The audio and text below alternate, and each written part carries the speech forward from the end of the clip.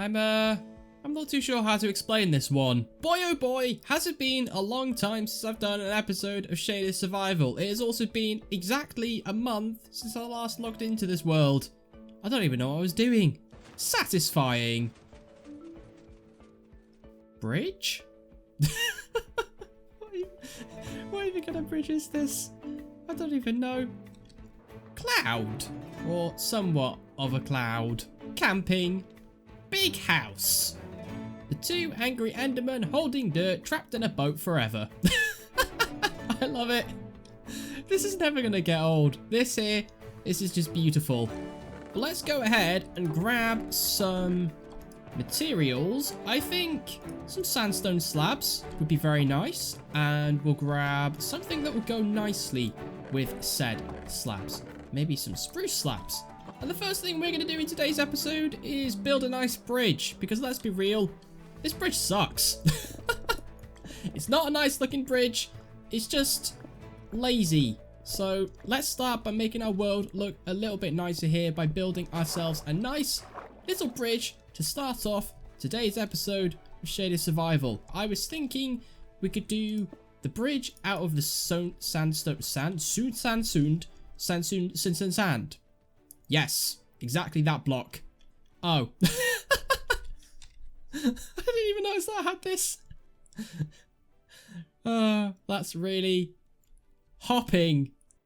Okay, I'll be the first to admit it. This is not a good looking bridge. I'm gonna take to designing something and not trying to wing it because it doesn't look good, does it?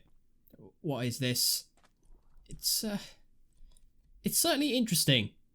The point is, I tried. I tried something different. I tried. You know, you got to try things. If you don't try things, things will never succeed.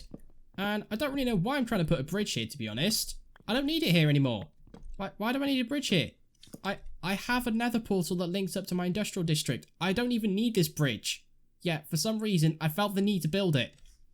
And now, I feel the need to tearing this thing down, and I have wasted time. Precious time that I could have been doing something else that's a little bit more interesting than me building or attempting to build a bridge that I didn't even end up liking. Do you know what? It looks better without a bridge.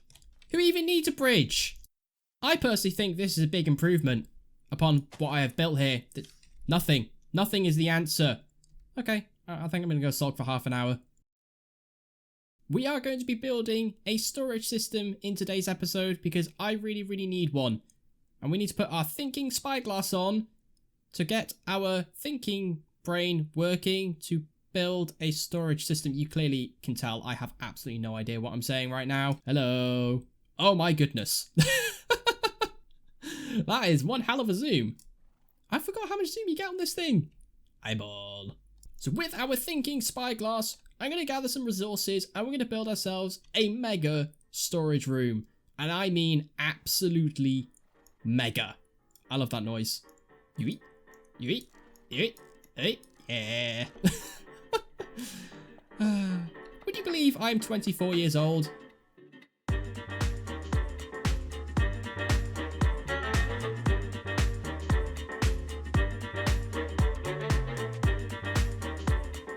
We now have everything we will need to build our storage system. And we have a lot of chests. We have 6 stacks of chests, and firstly what we're going to be doing is mapping out where we want to put our storage system and how we want to actually lay this out. So the bottom chests are probably going to start, I think, here, because this is the spot that I've chosen. It's a decently flat area and it's a bit away from everything. So we're just going to go ahead and place down our first double chest, which is right here, and then have another one here, another one here, and another one here. Now, this is the problem that I have. I don't know whether I want to do the storage system as one long entire stretch or circulate them around myself. So this is already looking kind of cool. I know it's just some chests, but it's looking kind of cool. And at the moment, it is just going to be a open storage system because I'm building the storage system and then I'm going to do a build around it. So I'm just getting kind of the bulky things out of the way first. So we just need to get all these hoppers in place and then it'll give us a rough idea as to how many more we can actually do. But I'm thinking if we do 10 rows in each section, so we can have one section here, one section here, one section here, and maybe another section behind us, and it can be 4 sections of different chests that will store different types of items. So maybe this section here could be like natural materials, things like stone, wood, and foliage and things like that. And then over here could be, you know, whatever we want it to be. I mean, we're going to have more storage than we'll probably ever need. But that's kind of the idea of this, is to make a storage system to the point where I'll never need another storage system. Last few bits of redstone dust and done. This is the first system completely finished. This took me no time at all. So what I'm going to go ahead and do now is actually get the other systems in place, and I think I'm actually going to do this in a fun little time lapse.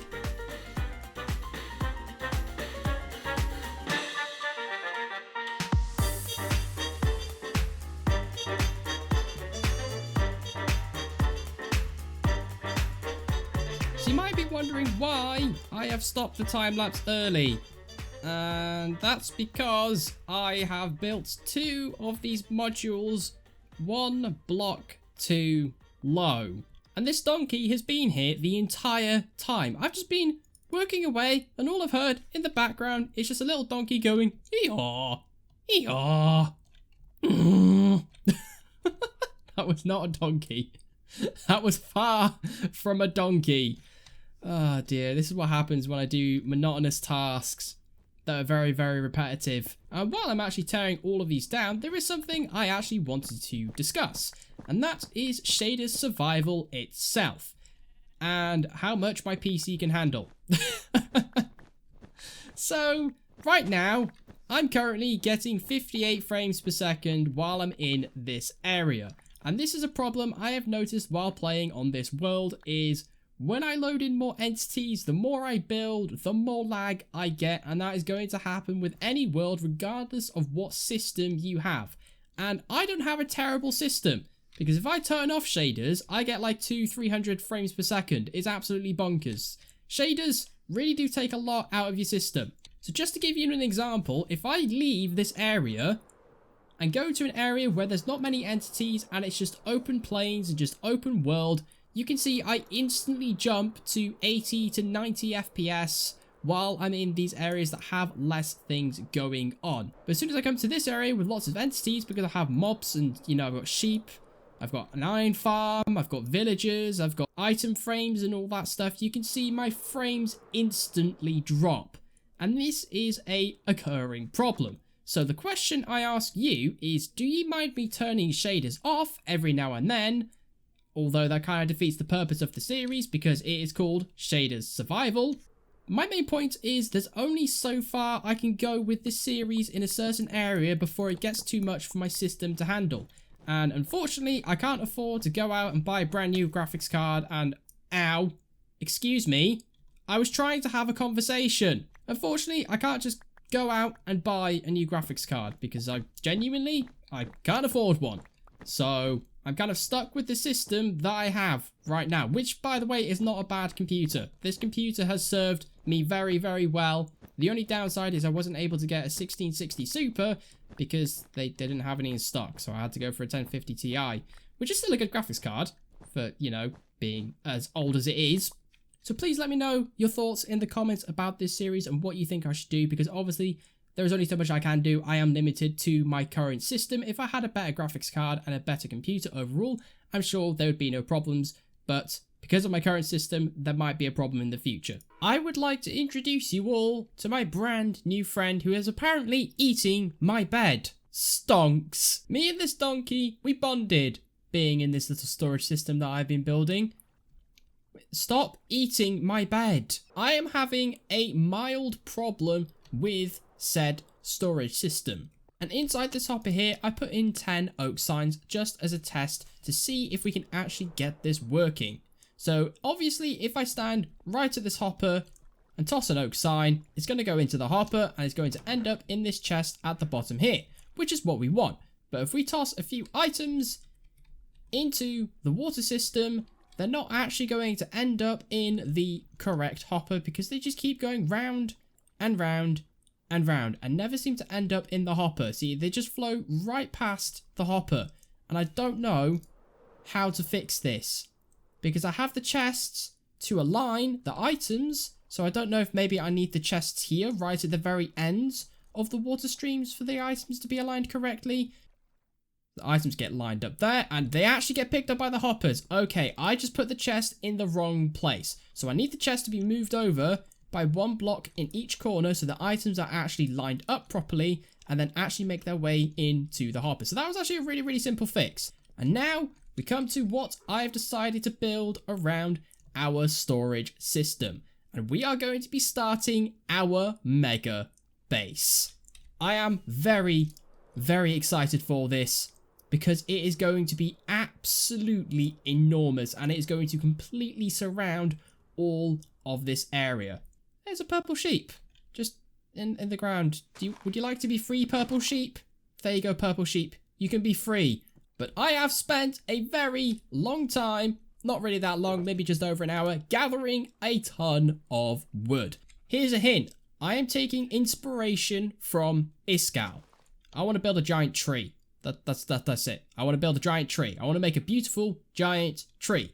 And today, we're going to be working out the skeleton of that tree, and then maybe we can do one of the roots, because I definitely do not have enough wood to do an entire massive tree. And I don't really know what build height I want to go to. I definitely don't want to go as big as Iskall's tree, because that is very, very ambitious, and I've never built a base quite to this magnitude.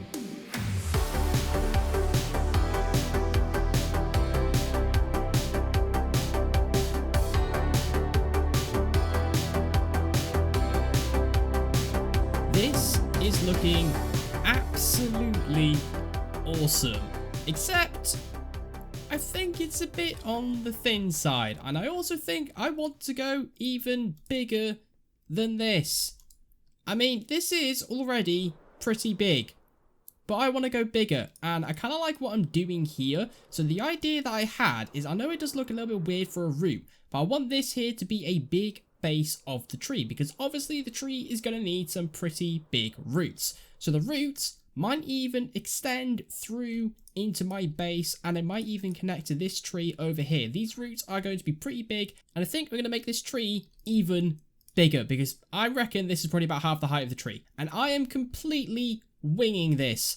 I have not pre-designed anything in a creative testing world. I just started placing down blocks and hope for the best. And I kind of figured trees are extremely random. They grow in random ways and random shapes. So I kind of feel like I can just place blocks wherever I want, and then that is the shape I'm going for my tree. So currently we are 130 build height, and I think I want to go up to about 160, another 30 blocks, just to see how much higher it is, and if that is the height we will be happy with for our tree. And I want this to be an absolutely mega tree.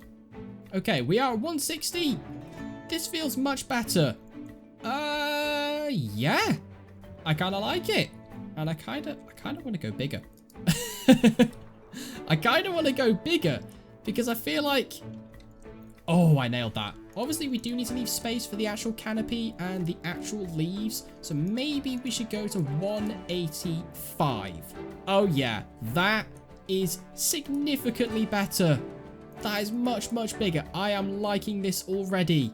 And I am most definitely going to need a tree farm, because I used up nearly an entire shulker box of oak wood in just this small section and working out the rough skeleton of this tree. So next episode, we are most definitely building ourselves a tree farm. But thank you all very much for watching today's episode of Shaded Survival. I certainly hope you enjoyed. I had a lot of fun making this one. I'll catch you all on the next one.